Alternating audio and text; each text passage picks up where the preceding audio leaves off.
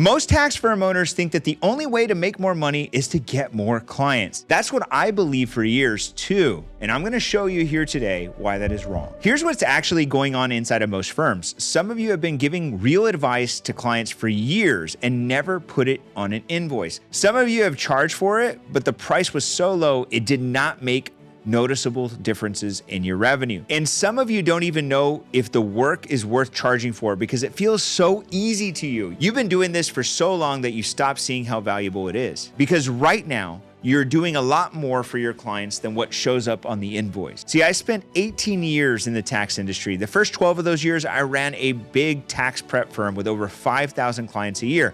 And with what I'm about to share with you here today, I've added an additional 7 figures in revenue just from charging for what I once was doing for free. If you're watching this, I already know a few things about you. You have real firms, real clients, you built real revenue, but your revenue this year looks a lot like it did last year. You're not losing clients, you're just stuck at a number. And every time you think about growing, you go back to the same thoughts: more clients, more leads, more marketing, more volume. That is the wrong answer, and I'm gonna show you why that is here today. In 2020, COVID hit, and my whole business changed overnight.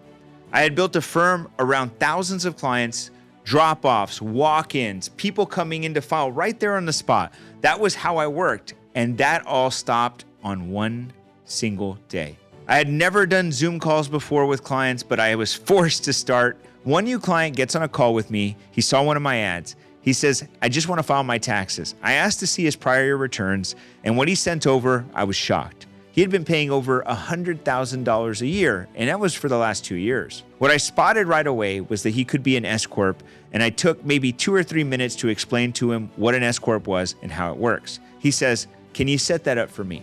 I say yes. Then he asks how much I charged. That's when I froze. I had done this kind of work for dozens of clients, and I had never charged for it before. But this was a new client. I didn't know what to do. He insisted on paying for it, which honestly caught me off guard. Most clients didn't want to pay. So I just threw out a number. $1,500 is what I said. And I will never forget what he said next. He said, "David, do you take American Express?" Now, I sat there for a few seconds after that call and it hit me. People will pay for this. And I had been giving it away for years because I never thought to charge. For 12 years, I had been worth more than what I was collecting. I went back to my team and shared that story. I asked them one by one if they had been going through the same thing with their clients. They said yes, every day. That was the moment I knew we had to make a change. I felt something I had not felt in a long time. Like I had finally had permission to charge what the work was actually worth. That one $1,500 payment turned into over $100,000 in less than 3 months, just from finally charging for the free work we had been doing for years. And over the next 18 months, it added an additional 7 figures to the firm. And I know what you're thinking. It's not because I had a huge book of clients. Out of my whole book, 83 clients were the right fit for a tax advisory. That's it. 83 clients. And that was enough to build 6 figures in 3 months and eventually add 7 figures to the firm. You don't need a giant book. You need to know which clients are ready and what to say when you get in front of them. After that, I started paying very close attention to everything we had been doing in the firm. I documented the whole process. And what I found was that it was not random. There was 4 specific places in the business where money was being left on the table. 4 things that once we fixed them were responsible for that additional 100K and everything that followed. I have since taken that same framework and worked through it with over 1,200 tax firms. And every single time, the same 4 places show up. Place 1, you're giving away advisory work for free.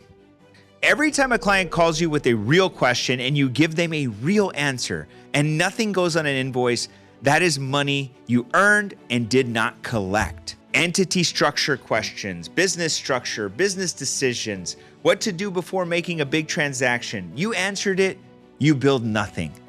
That is not being a good advisor. That is leaving money on the table. After that Zoom call, I went to my team and asked them how often this was happening. Every day, S-Corp advice, entity decisions, business guidance, all of it going out the door for free. This is not just one person doing it wrong. This is a hole in the entire firm. So here's a simple way to see it. Take your revenue for the entire year and divide it by 2,000 billable hours. This is what an hour of your firm's time is worth on paper. Let me give you an example. If your firm is doing $300,000 a year, then that is about $150 an hour. A 20-minute advisory conversation is worth about $50. That does not sound like much money until you do the full math. If that happens just 3 times a day across your entire team, that's $150 a day. 5 days a week, 52 weeks a year, that is $39,000 walking out the door every single year, unbilled. And 3 advisory conversations is not a stretch. For most firms I've worked with, that is a low figure. Now think about last week specifically. How many of those conversations happened and nothing went on an invoice? That is not a small number. So let me give you some homework. This week, have every single person on your team. I want them to write down every conversation they have that's greater than 15 minutes with a client. What was talked about? What would the cost be if we billed the client? Do that for 1 week. What you will find is that your current advisory business has leakage. Now, once you start billing for what you're already doing, the next logical question is whether the price reflects what you're actually worth. For most firm owners, it does not. Place 2, your prices are for different versions of your business. After that $1,500 call, I looked at what we were charging across the board. A few $100s per return. The fee came with free advice all year, support whenever they needed it, phone calls, and anything the client needed.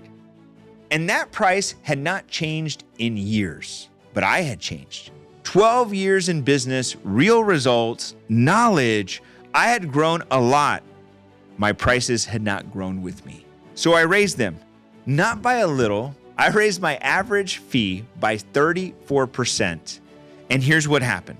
In 2020, the same year COVID hit and almost took out my entire business, I had the best year of revenue in my firm's history.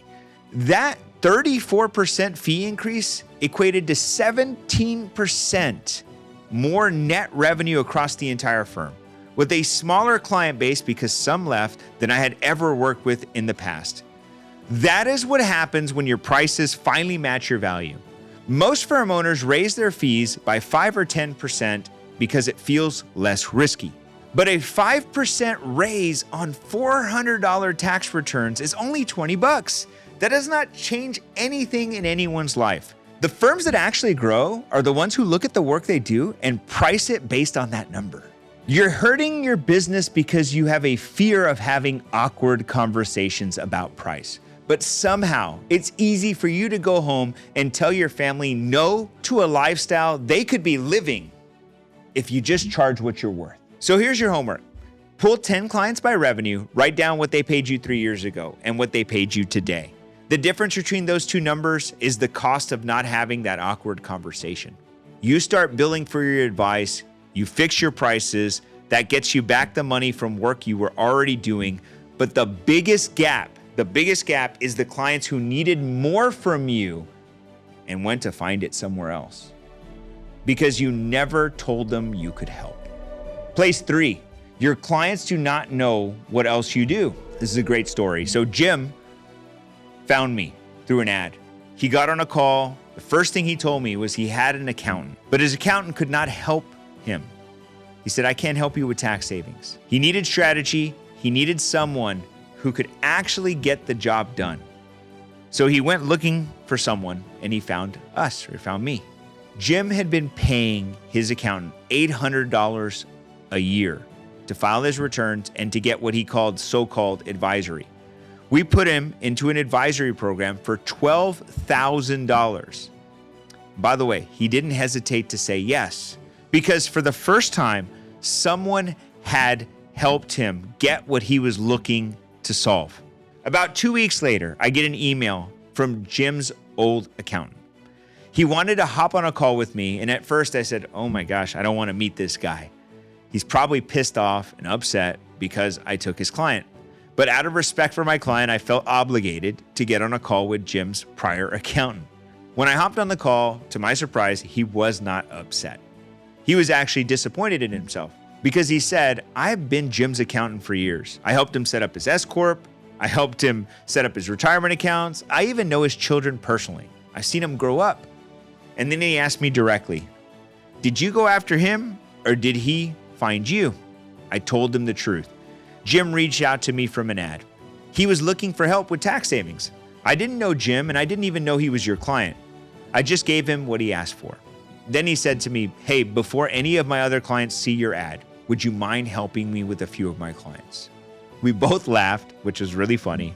And I said, yes, I would love to help you. He joined my Tax Maverick community that day, and he's still a member to this day. You see, Jim's accountant did everything right. He built a relationship with Jim over the years, but when Jim needed tax strategy, he could not deliver it, and he never told Jim that. So Jim went looking, found my ad, got on a call, and by the time his accountant realized what had happened, someone else had already stepped in. This is happening in your firm right now. Not because your clients don't like you. Trust me, they do. But because they don't know you can do more, that you can help them, and they are out there looking for somebody who can. Jim's old accountant only talked to him once a year. That's a big difference between what we do and what he did. Not a bigger book, more conversations with the book you already have. So here's your homework. Go back through the emails and calls from the last month. Find 5 clients who asked you a question beyond filing their return, about their income, their taxes, their situation, anything like that. Set up a call with each one of them, not to sell them anything, just to ask 2 questions. What has changed in your income this year, and how can I help you better prepare for your taxes? This is it. Those 2 questions will open up advisory conversations that'll translate into opportunities for you. Jim's accountant waited too long to have them, and you, my friend, still have time to do it. You bill for your advice, you fix your prices, you start having the right conversations, but if every job is still a one-time project, you are starting over from zero every single year. Place 4, you are billing per project when you should be billing per year. When I started, I tried every way to price my advisory services. First, I charged by the hour. That was better than free, but I was still trading time for money at a slightly higher rate. Then I tried pricing based on a percentage of tax savings. That sounded fair on paper, to be honest with you, but here's the real problem.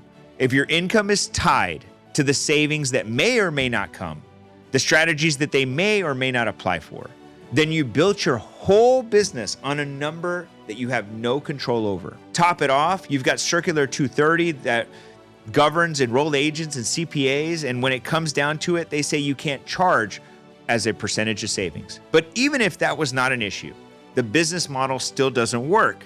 Savings go up and down. Client situations change.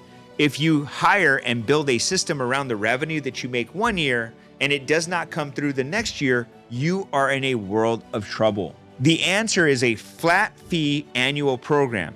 You set one price based on the work involved, the strategies you will execute, and what it takes to get it done. Inside our advisory program, the price runs between $15,000 and $30,000 per client per year.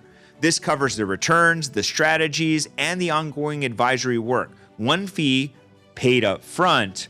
This makes your revenue predictable. Your book becomes something that is real value now. Think about this. 5 clients, only 5 clients at $20,000 each is $100,000. You do not need new leads. You need 5 current clients move from a one-time job to a full year program. You can find those 5 clients this week. Here's your homework. Pick 5 clients in your current book who have enough going on that would need year-round help. Write out what a full annual program would look like for each one of them. Start with strategies, then with the work involved, what the returns will look like. Build that out, and you have your starting point for a great conversation about advisory. All right, so let's recap. The first place is in the advisory work you're already doing every day and not charging for. Right now, you are giving away free advice every day like I did before I met that $1,500 client. That's the first place you can find extra revenue for your firm. Second place, in the prices that stopped growing when you did. Raise your fees. Raise them and be proud of raising them because you deserve to get paid what you're worth. Place 3, in the clients who do not know what else you can do for them. Just like Jim's accountant, who did not communicate with Jim well enough, didn't share strategies, and didn't have a proactive approach to sharing with Jim what he was able to do with him. And because of that, he lost him to me. In place 4, an engagement model that makes you start from zero every single year. You have to get away from transactional business and move to transformational business by getting annual engagements that have real results for your clients so that you don't have to go chase money every single year. That 100K that I'm talking about is not out there somewhere waiting in space to be found. It is already in the book you have right now. The only question is whether you go get it. If you want to know how these conversations happen, or how to build an annual engagement program, or more importantly, how to raise your fees according to your value, then I invite you to come to one of our upcoming events or book a call with somebody on my team to see how Tax Maverick can help you change the way your firm sees value so that you could get paid what you're worth and stop waiting for that $100,000 or $1 million to be added to your revenue, so you can stop working on getting new and focus on your current, so you can take advantage of every single opportunity and maximize it and build the firm that you deserve to have. I'll see you at one of our upcoming events.